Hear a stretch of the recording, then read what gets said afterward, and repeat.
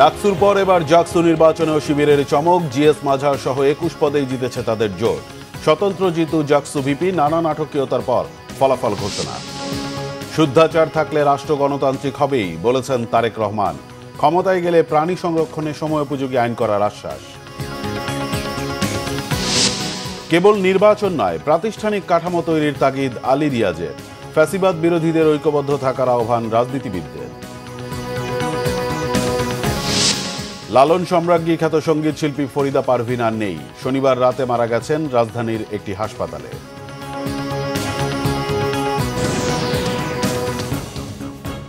দেখছিলেন crown cement সংবাদ শিরোনাম, এবার বিস্তারিত। ডাকসুর পর জাকসু নির্বাচনে ছাত্র শিবিরের চমক। জিএস এজিএস সহ জাকসুর 25টি পদের মধ্যে 21টিতেই জিতেছে শিবির সমর্থিত সমন্বিত শিক্ষার্থী জোট। ভিপি নির্বাচিত হয়েছেন স্বতন্ত্র শিক্ষার্থী সম্মিলন প্যানেলের আব্দুর রশিদ জিতু। শনিবার সন্ধ্যায় বিশ্ববিদ্যালয়ের সিনেট ভবনে এই ফলাফল ঘোষণা করা হয়। রিপোর্ট মামুন আবদুল্লাহর। এ উল্লাস বিজয়ের। এ জয় জাহাঙ্গীরনগর বিশ্ববিদ্যালয় শিক্ষার্থীদের। যে জয়ের আনন্দে অশ্রুসিক্ত বিজয়ীরা। ফলাফল ঘোষণার সাথে সাথে এভাবেই আবেগ আপ্লুত তারা। প্রায় 3 যুগ অনেকটা নির্বাসিত থাকা দলটি পেল নেতৃত্বের সিংহভাগ। জিএস এজিএস এর 2 পদ সহ 25 পদের 20টিতেই জয় পেয়েছে ছাত্র শিবির সমর্থিত প্যানেল। এই দায়িত্বকে জাহাঙ্গীরনগর পরিবারের আমানত বললেন নবনির্বাচিত জিএস মাজহারুল ইসলাম। দিলেন সময়মতো পরবর্তী জাকসু নির্বাচন আয়োজনে ভূমিকা রাখার ওয়াদাও। আমরা চেষ্টা করেছি শিক্ষার্থীদের কাছাকাছি যাওয়ার, আমরা চেষ্টা করছি শিক্ষার্থীদের সমস্যাগুলো ফাইন্ড আউট করার, আমরা তাদের পাশে দাঁড়ানোর চেষ্টা করেছি, আমরা তাদেরকে বিভিন্নভাবে সহায়তা করার চেষ্টা করেছি। আমরা ছাত্র সংগঠনের দায়বদ্ধতার জায়গা থেকে বিভিন্ন সময় ন্যায্য অধিকার আদায়ে তাদের কণ্ঠে কণ্ঠ মিলিয়েছি। আমরা আশা রাখছি আজ আমাদেরকে যে আমানত, আমাদেরকে এই 20 জনের প্যানেলের 20 জনের মধ্যে 25 জনের মধ্যে 20 জনকে নির্বাচিত করার দ্বারা শিক্ষার্থীরা, জাহাঙ্গীরনগর বিশ্ববিদ্যালয়ের শিক্ষার্থীরা আমাদের উপর যে আমানতের ভার দিয়েছে, আমরা আগামী 1 বছর সেই আমানতের ভার যথাযথভাবে রক্ষা করব ইনশাআল্লাহ। প্যানেলের সিংহভাগ জয়ে ক্যাম্পাসে কোনো আনন্দ মিছিল করেনি ছাত্র শিবির। ফলাফল ঘোষণার পর বিশ্ববিদ্যালয়ের কেন্দ্রীয় মসজিদে শুকরানা নামাজে অংশ নেন সংগঠনটির কেন্দ্রীয় সভাপতি জাহিদুল ইসলাম। এই বিজয়টাকে শুধু ছাত্র শিবিরের বিজয় হিসেবে আমরা বলবো না, এটা আমি ইতিপূর্বেও বলেছি। এই বিজয়টা যারা এখানে অংশগ্রহণ করেছেন, যারা জয়লাভ করতে পারেনি তাদের বিজয়, এরপরে যত সংগঠন রয়েছে তাদের বিজয়, শিক্ষার্থীদের বিজয় এবং জুলাইয়ের সকল শহীদদের বিজয় বলবো। কারণ জুলাই পরবর্তী যে বাংলাদেশ গঠিত হয়েছে, ছাত্র শিবিরের জায়গা থেকে আমরা চেষ্টা করেছি জুলাইয়ের আকাঙ্ক্ষাকে লালন করে আমাদের প্রত্যেকটা কর্মসূচিকে ডিজাইন করতে। আমরা শিক্ষার্থীদের সাইকোলজি এবং পালসকে বোঝার চেষ্টা করেছি, তারা কেমন নতুন রাজনীতি দেখতে চায়। তো ঠিক সেভাবে করে ছাত্র শিবির তার অতীতের ধারাবাহিকতার আলোকে এবং জুলাইয়ের আকাঙ্ক্ষাকে সম্মিলিতভাবে কর্মসূচি গ্রহণ করেছে।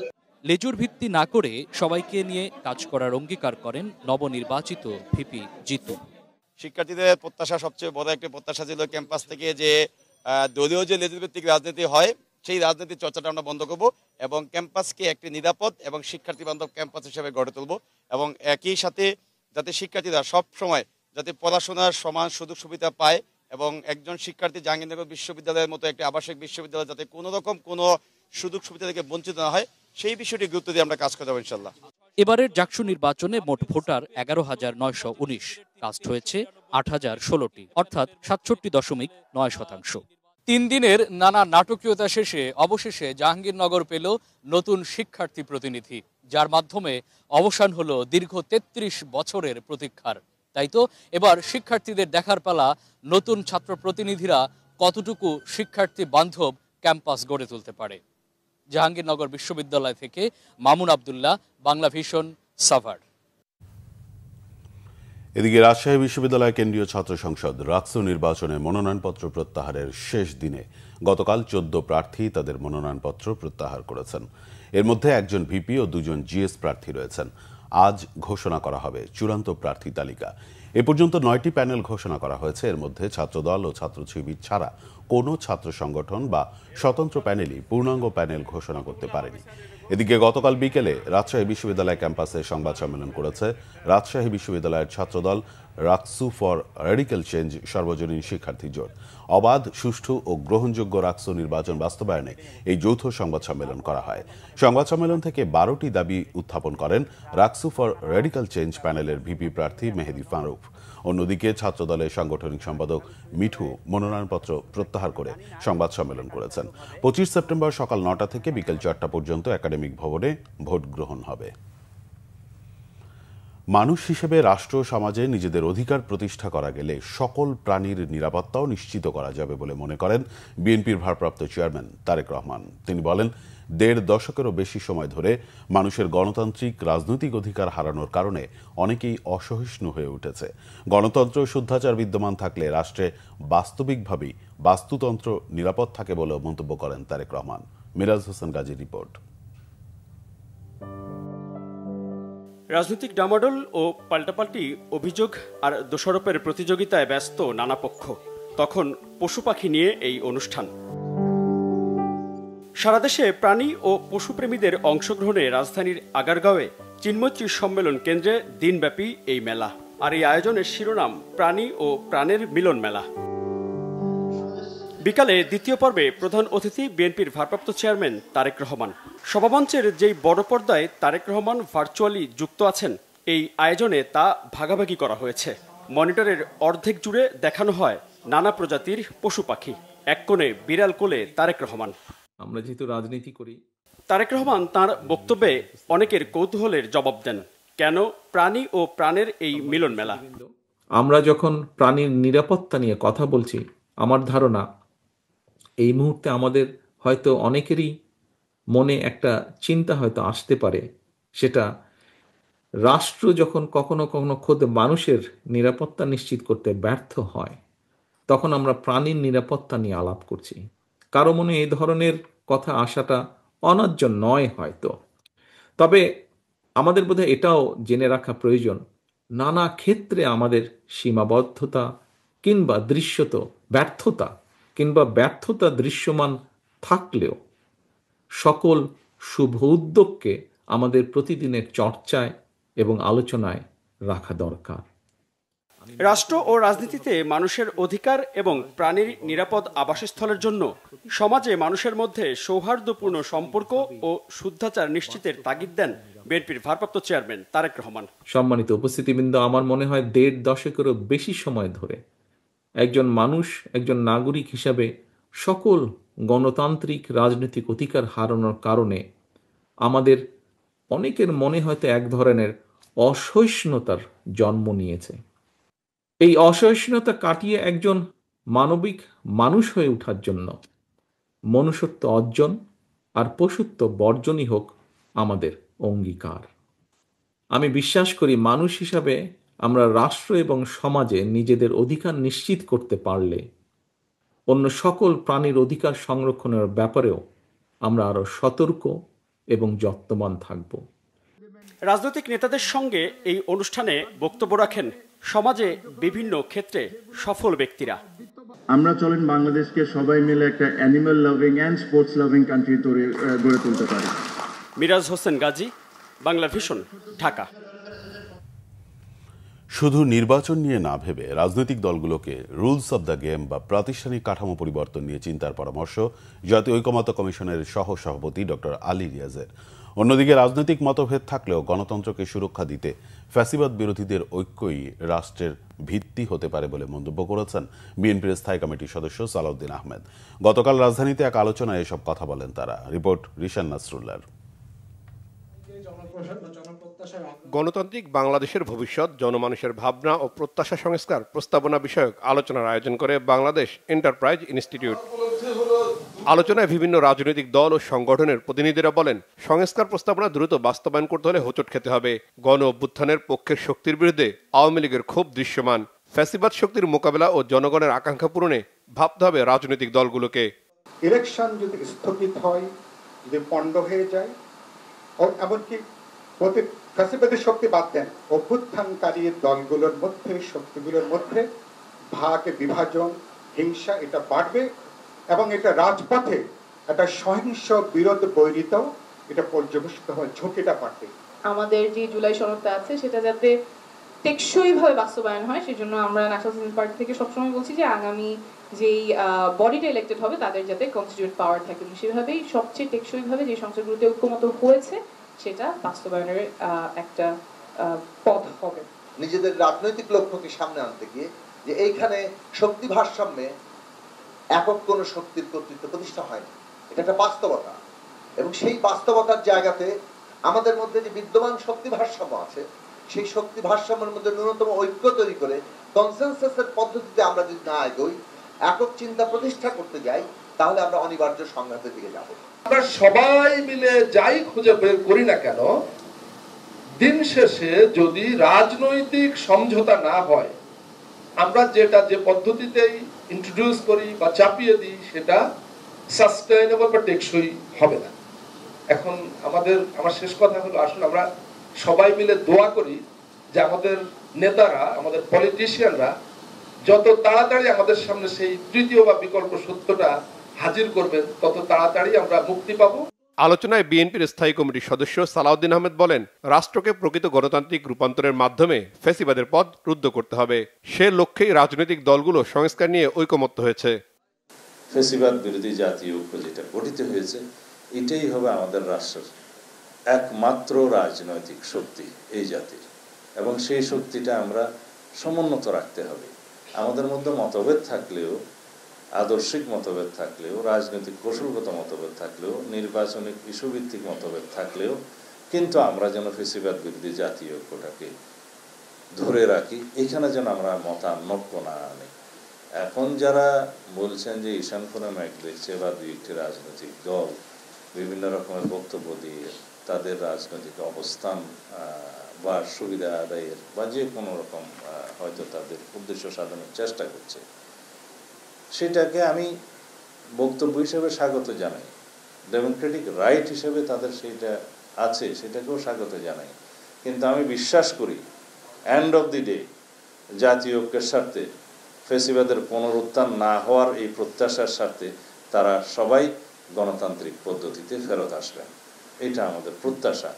অন্যদিকে রাজনৈতিক দলগুলোর মধ্যে আস্থা দূর করে গণতান্ত্রিক প্রতিষ্ঠানকে আরও কার্যকর করতে ভূমিকা রাখার পরামর্শ দেন ঐকমত্য কমিশনের সহসভাপতি ডক্টর আলী রিয়াজ।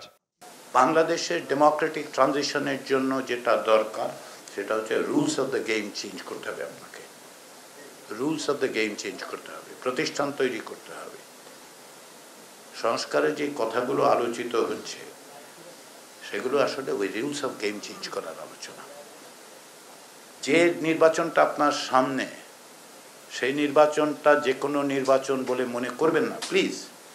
আপনাদের কাছে আমার একান্ত অনুরোধ, হাত জোর করে বলতেছি, ফাউন্ডিং একটা ইলেকশনের দিকে বাংলাদেশকে নিতে হইলে কেবলমাত্র তত্ত্বাবধায়ক সরকার বা অন্তর্বর্তী সরকার ব্যবস্থা করবে, এটা ভাইবেন না। আলোচনায় ঐকমত্য কমিশনের মেয়াদ বাড়িয়ে সংকটের সমাধানে আলোচনার উদ্যোগ বহাল রাখার পরামর্শ দেন বিভিন্ন দল ও সুশীল সমাজের প্রতিনিধিরা। রিশান নাসরুল্লাহ, বাংলাভিশন, ঢাকা। সংবিধান সংশোধন সংক্রান্ত প্রস্তাবে বড় ধরনের দ্বিমত নিয়েই জুলাই সনদের চূড়ান্ত কপি পাঠানো হয়েছে রাজনৈতিক দলগুলোর কাছে। সংবিধান সংশোধন নিয়ে জাতীয় ঐকমত্য কমিশনের 19টি বিষয়ের মধ্যে 10টিতেই একাধিক ভিন্ন মত রয়েছে। এছাড়া জুলাই সনদ বাস্তবায়নের পদ্ধতি নিয়েও ভিন্ন মত রয়েছে প্রধান প্রধান রাজনৈতিক দলগুলোর মধ্যে। তবে সনদের বিষয়গুলো আদালতে চ্যালেঞ্জ করা হবে না, এই অঙ্গীকার চায় ঐকমত্য কমিশন। রিপোর্ট করছেন রকনুজ্জামান। গত বৃহস্পতিবার জাতীয় ঐকমত্য কমিশনের সাথে রাজনৈতিক দলগুলোর আলোচনার পর জুলাই সনদ চূড়ান্ত করেছে কমিশন। এরই মধ্যে দলগুলোর কাছে চূড়ান্ত কপি পাঠানো হয়েছে। সংবিধানের সাথে সম্পর্কিত নয় এমন সংস্কারগুলো এখন থেকেই বাস্তবায়নের ক্ষেত্রে একমত সব রাজনৈতিক দল। তবে সংবিধান সংশোধন সংক্রান্ত কমিশনের 19টি বিষয়ের মধ্যে প্রধানমন্ত্রীর মেয়াদকাল, আইনসভা গঠন, দ্বিকক্ষ বিশিষ্ট সংসদ, উচ্চকক্ষের গঠন, ইখতিয়ার, সংসদে নারী প্রতিনিধিত্ব, রাষ্ট্রপতি নির্বাচন পদ্ধতি, রাষ্ট্রপতির ক্ষমতা, দায়িত্ব, তত্ত্বাবধায়ক সরকার এমন গুরুত্বপূর্ণ 10টি বিষয়ে ভিন্ন মত রয়েছে প্রধান প্রধান রাজনৈতিক দলগুলোর। রাষ্ট্র পরিচালনা কিভাবে হবে সেই প্রশ্নে আর্টিকেল 106 অনুসারে রাষ্ট্রপতি সুপ্রিম কোর্টের কাছে যথাযথ প্রক্রিয়ায় রেফারেন্স পাঠিয়েছে এবং সুপ্রিম কোর্ট এগ্রিড হয়ে বলেছে যে এখানে অন্তর্বর্তীকালীন সরকারের প্রধান উপদেষ্টা ও অন্যান্য উপদেষ্টাদের আপনি শপথ গ্রহণ করাতে পারেন। তো সুতরাং এইখানে কন্টিনিউশন অব দি কনস্টিটিউশন আছে, এখন যদি সাংবিধানিক ধারাবাহিকতা কেউ যদি জিজ্ঞেস করা হয় নাই, সেটা ভুল। আমরা আশা করি এই 5টি প্রস্তাবের ভিতরে আমরা অনেকটা কাছাকাছি আসতে পারবো এবং সেই ভিত্তিতেই এই জুলাই সনদের আইনগত ভিত্তি হবে এবং জুলাই সনদের ভিত্তিতেই আগামী ফেব্রুয়ারির যে নির্বাচন, সেই নির্বাচন অনুষ্ঠিত হবে। সংবিধানের সঙ্গে সম্পর্কিত বিষয়গুলোকে টেকসইভাবে বাস্তবায়নের জন্য নতুন সংবিধান একমাত্র পন্থা, একমাত্র পথ। ঠিক সেটাকে বাস্তবায়ন করার জন্য একটা লিগ্যাল ফ্রেমওয়ার্ক অর্ডার করে এলএফও করে গণপরিষদ নির্বাচনের মধ্য দিয়ে নতুন সংবিধান জাতিকে উপহার দেওয়া। এছাড়া সনদ বাস্তবায়নের পদ্ধতি নিয়েও দ্বিমত রয়েছে রাজনৈতিক দলগুলোর। ফলে রাজনৈতিক দলগুলোর মতামতের ভিত্তিতে সনদ বাস্তবায়নের 4টি পদ্ধতি গণভোট, অধ্যাদেশ, নির্বাহী আদেশ এবং বিশেষ সাংবিধানিক আদেশের মাধ্যমে সনদ বাস্তবায়নের সুপারিশ করার সিদ্ধান্ত নিয়েছে ঐক্যমত্য কমিশন। আমরা সকল দল একত্রিত হলেও আমাদের আসলে অথরিটি তৈরি হয় না যে আমরা এটাকে সংবিধান আকারে বাস্তবায়ন করব। সেটা তখনই বাস্তবায়িত হতে পারে যখন জনগণ তার প্রতিনিধিদের মাধ্যমে এই অথরিটি আমাদেরকে দেন। সংবিধান কিন্তু কাউকে স্বৈরাচার বানায় নাই। স্বৈরাচার তার নিজ প্রয়োজনে সংবিধানটাকে অদল বদল করেছে, কাটাছেটা করেছে। সুতরাং সংবিধান ছিঁড়ে ফেলতে হবে। আমরা এটা সমর্থন করিনি। 13 সেপ্টেম্বরের মধ্যে প্রতিটি রাজনৈতিক দলের পক্ষে জুলাই সনদে কোন 2 ব্যক্তি সই করবেন তাদের নাম পাঠাতে বলেছে কমিশন। রবিবার রাজনৈতিক দলগুলোর সাথে আলোচনায় সনদের চূড়ান্ত বিষয়ে সিদ্ধান্ত পৌঁছানোর আশা করছে জাতীয় ঐক্যমত্য কমিশন। যে মৌলিক বিষয়গুলো নির্ধারণ করা হয়েছে। রকুনুজ্জামান, বাংলা ভিশন, ঢাকা। বাংলাদেশের লালন সম্রাজ্ঞী খ্যাত সঙ্গীত শিল্পী ফরিদা পারভিন শনিবার রাতে রাজধানীর একটি হাসপাতালে মারা গেছেন। ইন্না লিল্লাহি ওয়া ইন্না ইলাইহি রাজিউন। তার মৃত্যুতে শোক জানিয়েছেন প্রধান উপদেষ্টা ডক্টর মোহাম্মদ ইউনূস, বিএনপির ভারপ্রাপ্ত চেয়ারম্যান তারেক রহমান ও দলীয় মহাসচিব মির্জা ফখরুল ইসলাম আলমগীর। আজ সকাল 10:30টায় কেন্দ্রীয় শহীদ মিনারে সর্বস্তরের মানুষের শ্রদ্ধা নিবেদনের জন্য ফরিদা পারভিনের মরদেহ নেওয়া হবে। দুপুর 12টায় ঢাকা বিশ্ববিদ্যালয় মসজিদে প্রথম দফা জানাজা অনুষ্ঠিত হবে। এরপর মরদেহ কুষ্টিয়া নেয়ার পর দ্বিতীয় দফা জানাজা শেষে পৌর কবরস্থানে দাফন করা হবে। রিপোর্ট করছেন ইমরুল কায়েস।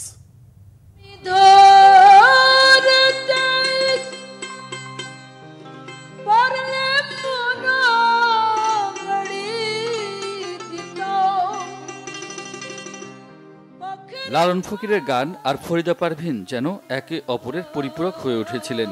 লালন গীতি গেয়েই অর্জন করেছিলেন মানুষের শ্রদ্ধা আর ভালোবাসা। তার সুরের ঝংকারে জীবন্ত হয়ে উঠত লালন শাহের গানের দর্শন এবং আধ্যাত্মিকতা। ফরিদা পারভিনের কণ্ঠে লালন গীতি দেশের সীমানা পেরিয়ে বিশ্বব্যাপী পরিচিতি পায়। কিন্তু সেসবই এখন অতীত। আর কখনো লালন গীতি গাইবেন না কিংবদন্তি শিল্পী ফরিদা পারভিন। দীর্ঘদিন কিডনি রোগে ভোগার পর শনিবার রাতে মারা যান ফরিদা পারভিন। শারীরিক অবস্থার অবনতি হলে গত 2রা সেপ্টেম্বর হাসপাতালে ভর্তি করা হয় তাঁকে। কিছুদিন ধরে ডায়ালাইসিস চলছিল তার। অবশেষে নেভে গেল জীবন প্রদীপ। রাতের বেলা যখন ওনার কার্ডিয়াক অ্যারেস্ট হয়, তারপর প্রয়োজনীয় ব্যবস্থা গ্রহণ করি, কিন্তু ফাইনালি আমরা 10:15-তে তাকে মৃত ঘোষণা করি ইসিজির মাধ্যমে। এবং আপনি জানেন যে দীর্ঘদিন ধরে উনি কিডনি রোগে ভুগছিলেন, সাথে অন্যান্য জটিলতা ছিল, মাল্টি অর্গান ফেইলিউরের একজন পেশেন্ট ছিলেন তিনি। আমার শেষ ইচ্ছা অনুযায়ী আমার কবরস্থান দাফন করা হবে কুষ্টিয়া পৌর গোরস্থানে। তার আগে আমরা বাদ মাগরিব কুষ্টিয়াতে পৌর গোরস্থানে আরেকটা জানাজা করব। এটা আমাদের পারিবারিকভাবে এখনকার সিদ্ধান্ত। ফরিদা পারভিনের মৃত্যুতে শোকের ছায়া নেমে এসেছে শিল্পী ও তার ভক্ত সমাজে। এক নজরে দেখতে ও পরিবারকে সান্ত্বনা দিতে অনেকেই হাসপাতালে ভিড় করেন। লালন গীতিতে যে জনপ্রিয়তা তৈরি করেছিলেন সেটা আসলে পুরো জায়গাটাই উনি শূন্য করে একসাথে ওনার নিজের সাথে নিয়ে চলে গেলেন।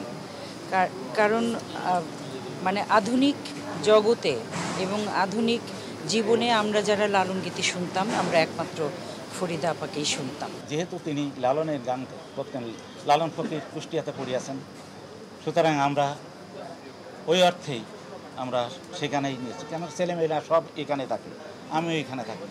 আমরা কতদিন পরে পরে যেতে পারবো জানি না, কিন্তু সারা পৃথিবীর মানুষ লালন ফকিরের আখড়াতে আসে, তখন অন্তত একবার বলবে যে আমরা ফরিদা পারভিনের মাঝে একটু দেখি। মৃত্যুকালে ফরিদা পারভিনের বয়স হয়েছিল 71 বছর। 1954 সালে 31 ডিসেম্বর নাটোরের সিংড়া থানায় জন্ম নেওয়া ফরিদা পারভিন গানে গানে কাটিয়েছেন 55 বছর। 14 বছর বয়সে 1968 সালে ফরিদা পারভিনের পেশাদার সঙ্গীত জীবন শুরু হয়।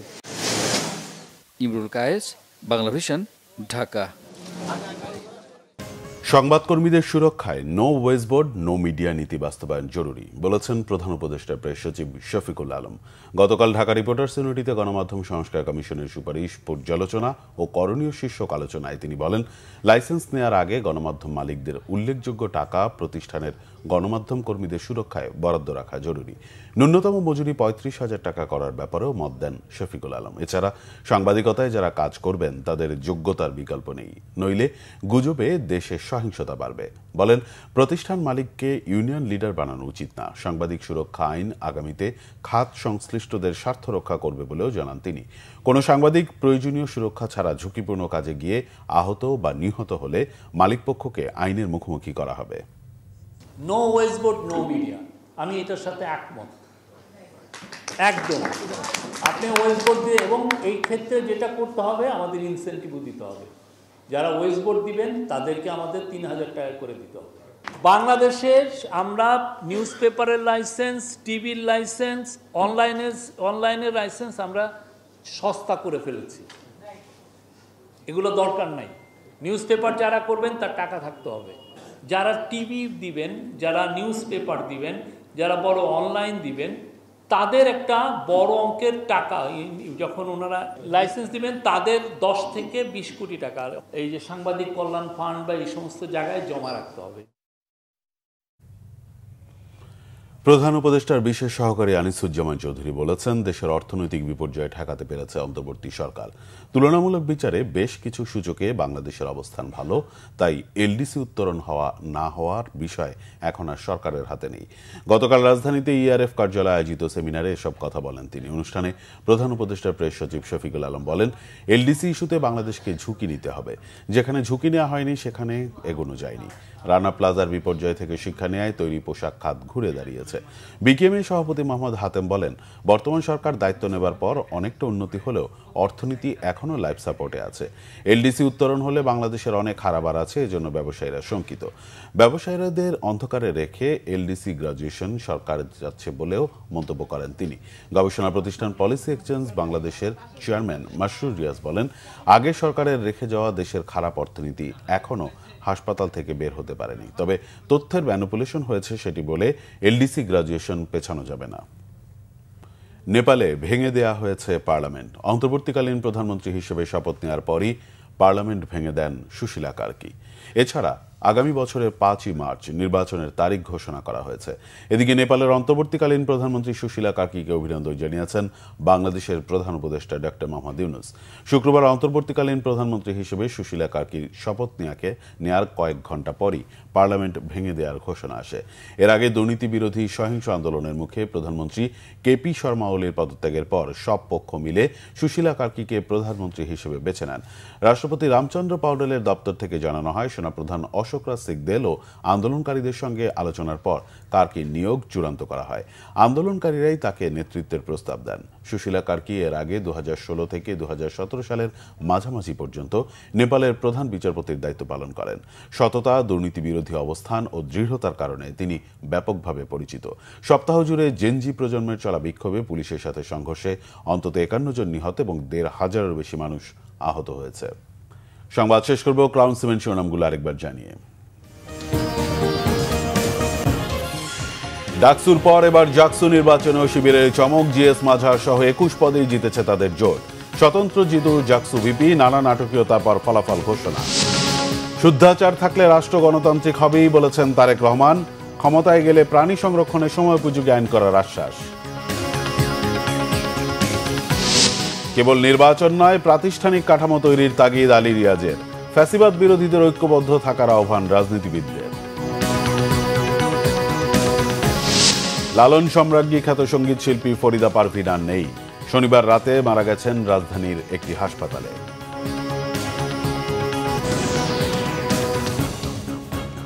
এই ছিল এখনকার মতো। পরের সংবাদ সকাল 10টায়, এর আগে 9টায় রয়েছে নিউজ টপ 10 দেখার আমন্ত্রণ রইল। এছাড়া বাংলাভিশন সংবাদ ও সংবাদ সংশ্লিষ্ট অনুষ্ঠান দেখতে ভিজিট করুন www.bvnews24.com ও facebook.com/banglavishnnews এবং সাবস্ক্রাইব করুন youtube.com/banglavishnnews। ধন্যবাদ।